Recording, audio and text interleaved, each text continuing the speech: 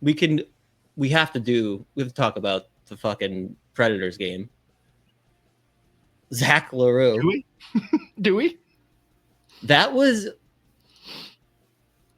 was literally walking home. I went out to dinner with friends. I was walking home as that play happened.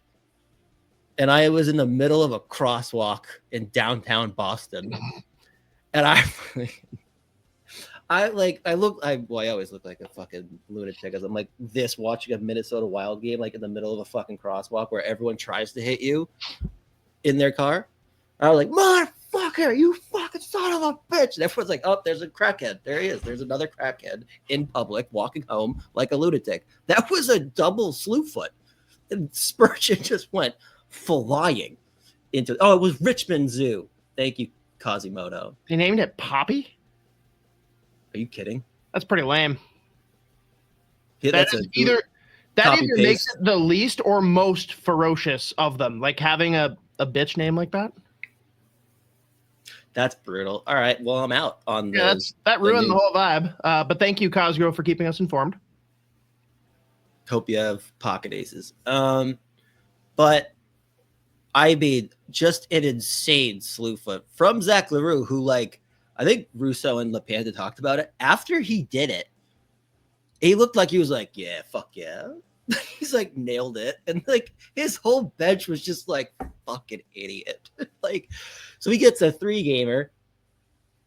That's where it gets interesting, where it's like, hey, if you know anything about Zach L'Heureux, like I watched a lot of him in junior hockey because he was a really good player. Like as far as like talent and ability goes, like could have gone mid first round, and he plays with an edge, but that edge is like a fucking lunatic. Like he's been suspended several times in junior hockey, so people are mad. They should have got more. I mean, it was a terrible play, but it's such a weird debate, I guess. I don't even know if you really call it a debate, but like, because realistically, you can't fucking factor in junior hockey into, you literally can't, but like, his history is so ridiculous. Like you should have seen some of the shit he was getting suspended for. But dude, it's like, and granted, I think Isha approaches this shit intentionally like a jackass sometimes, and like tries to get people like unnecessarily riled up. But like he's very much saying exactly what you're saying, and then like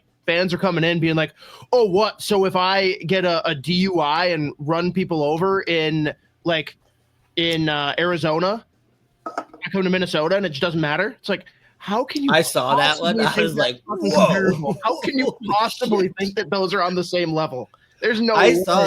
I saw that response and I was like, fuck yeah, let's pick this guy's brain. I was like, let's see what he's got. I want you on my team. What else do you have up your sleeve, pal? Like that was crazy. He went right to like a DUI for himself. Interesting.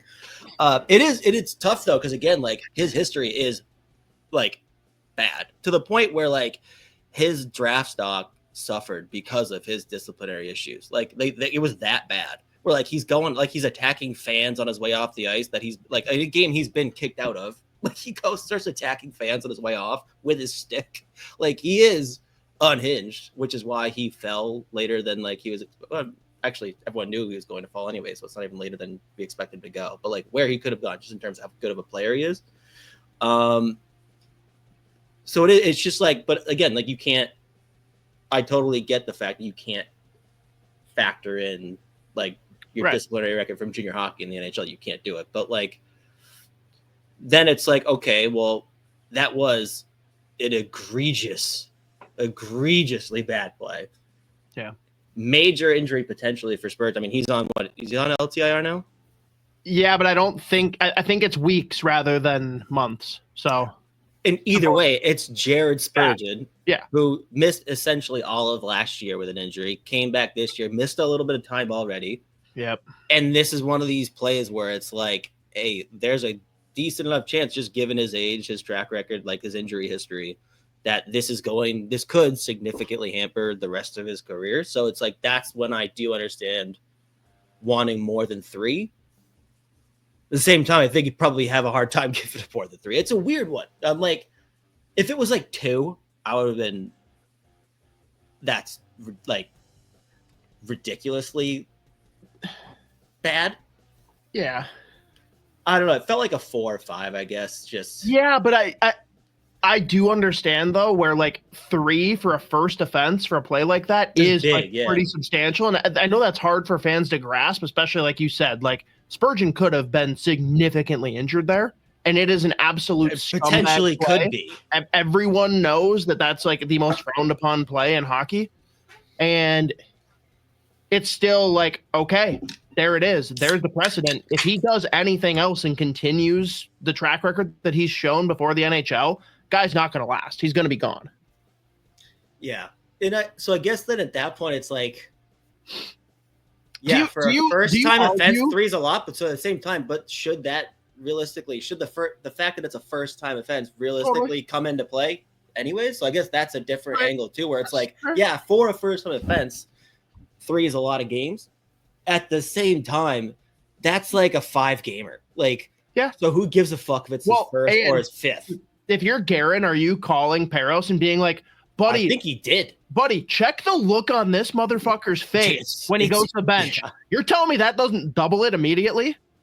It was crazy because like, at no point that is was the worst part to me. Like, it's a horrible act, gruesome, but he was so excited about it. He thought he just did like the coolest thing ever, thought the boys were going to rally, and they're all like, you donkey. Dude, I played 1 fucking year of real hockey. It was in 6th grade, and even I'd be like, oh, everyone's going to be pissed about that play. And holy fuck, he was like, yeah, nailed it. Oh, man, the easiest engagement I've ever gotten on Twitter was just posting that video and saying, clean, penalty, suspension, straight to jail. And people just went nuts. How dare you ask the question? No, this is actually the first time in a while where like no one was confused. They're like, yep, we know what you're doing here, and we're just going to say how we feel. Yeah. There's been a lot of times in the past, like, how can you think that this could be clean? I'm like, Mateo's in here. He's learning how to fucking rile the people up. I'm shocked he didn't throw one of those. Great job of trolling people without directly trolling them. Attaboy, Mateo, keep it going, pal.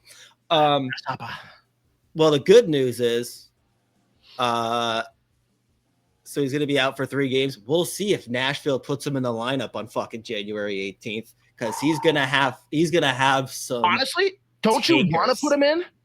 Like, don't you kind of want him to get that? Absolutely, because if you don't, it's open season on every star player on your team. Like, it is open, which you have to like just throw him out there, let him take his medicine. And I mean, out there for the thing is, like, 1 might not be enough. Like, that's the thing. You're getting Foligno. Hang on. If he goes opening draw and goes Foligno, I think they let it lie. I think that would suffice. Yeah. Now, if he ducks Foligno, they won't. I don't think he will. That's the thing. He won't. Well, who the fuck knows? Actually, I mean, he's nuts. Him. But oh yeah, he might die.